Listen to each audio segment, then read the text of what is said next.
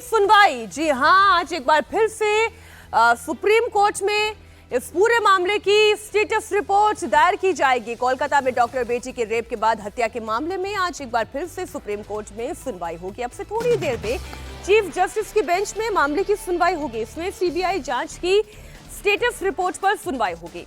CBI ने सीलबंद लिफाफे में सुप्रीम कोर्ट को अपनी स्टेटस रिपोर्ट सौंप दी है। साथ ही कोलकाता पुलिस ने भी अपनी रिपोर्ट सुप्रीम कोर्ट में दायर कर दी है और सुप्रीम कोर्ट ने कोलकाता पुलिस को 14-15 अगस्त की रात अस्पताल में हुई तोड़फोड़ की जांच की रिपोर्ट भी देने को कहा था।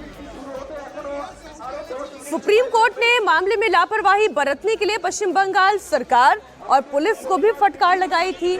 आपको बता दें कि सुप्रीम कोर्ट में इस मामले में स्वतः संज्ञान लिया है।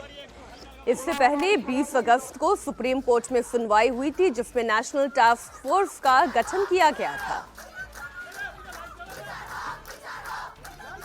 बड़ी खबर आपको दे दें, कोलकाता कांड पर एक तरफ जहां सियासत गरमाई हुई है, तो वहीं दूसरी तरफ इस पूरे मामले पर सुप्रीम कोर्ट ने सो मोटो कॉग्निजेंस लेते हुए स्वतः संज्ञान लेते हुए मामले पर सुनवाई की। 20 अगस्त को सुनवाई के दौरान सुप्रीम कोर्ट ने बकायदा एक स्पेशल टास्क फोर्स का गठन किया था और अब आज की तारीख इसलिए बहुत महत्वपूर्ण क्योंकि इस मामले में अभी तक कितनी जांच हुई है उस पर स्टेटस रिपोर्ट देने के लिए कहा गया है। कोलकाता रेप मर्डर केस को लेकर देश भर में आक्रोश है। सीबीआई ने सुप्रीम कोर्ट को स्टेटस रिपोर्ट सौंप दी है। आखिर स्टेटस रिपोर्ट में क्या है? क्या स्टेटस रिपोर्ट से आज कोई बड़ा खुलासा हो सकता है? क्या संजय रॉय के अलावा कोई बड़ा नाम आज सामने आ सकता है? इन तमाम सवालों का जवाब आइए बड़ी स्क्रीन पर आपको ले चलती हूं। कोलकाता कांड में सीबीआई ने आज अपनी स्टेटस रिपोर्ट सुप्रीम कोर्ट में दाखिल कर दी है। आज सुप्रीम कोर्ट फिर से इस मामले पर सुनवाई करने जा रहा है। कुछ अहम सवाल, जांच अब तक कहां पहुंची है, जांच में अब तक क्या सामने आया, सवाल यह भी कि जो फॉरेंसिक रिपोर्ट है उसमें क्या सबूत निकलकर सामने आए हैं, अब तक कितने लोगों से पूछताछ हुई है, कितनी पूछताछ हुई है। इतना ही नहीं, आरोपी संजय रॉय ने क्या क्या कबूला है, संदेह में संदीप घोष की भूमिका क्यों है।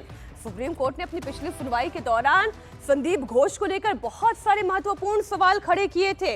इस स्टेटस रिपोर्ट में और क्या बातें शामिल हैं, कोलकाता पुलिस की जांच में क्या क्या खामियां रही और कितने किरदारों की भूमिका संदिग्ध दिखाई दे रही है और क्यों संदिग्ध दिखाई दे रही है, आज ये तमाम डिटेल कोर्ट के सामने अब तक की जांच में क्या क्या हुआ वो सब रखी जा चुकी है। कोलकाता केस में जैसे जैसे सीबीआई की जांच आगे बढ़ रही है, चौंकाने वाले खुलासे हो रहे हैं। सीबीआई के रडार पर इस वक्त बहुत सारे चेहरे हैं। अब वो कौन कौन है वो भी आपको बता दें। पहला नाम तो संजय रॉय का ही है, जो इस वक्त सीबीआई के हिरासत में है, उससे पहले ही गिरफ्तार किया जा चुका है। और संदीप घोष की बात करें, जो कॉलेज का पूर्व प्रिंसिपल है, कई राउंड की पूछताछ संदीप घोष से पहले ही की जा चुकी है।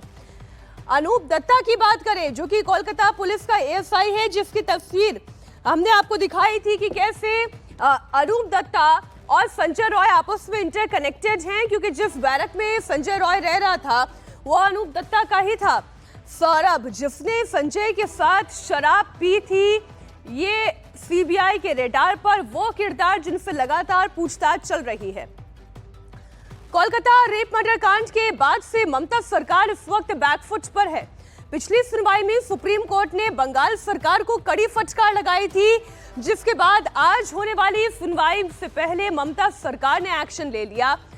पहला एक्शन तो यही कि आरजीकर मेडिकल कॉलेज की नई प्रिंसिपल डॉक्टर सुरहिता पॉल को हटा दिया गया है और उनकी जगह डॉक्टर मानस कुमार को यहाँ पर जिम्मेदारी दी गई है। मानस कुमार बंदोपाध्याय को अब इस कॉलेज का प्रिंसिपल बनाया गया है।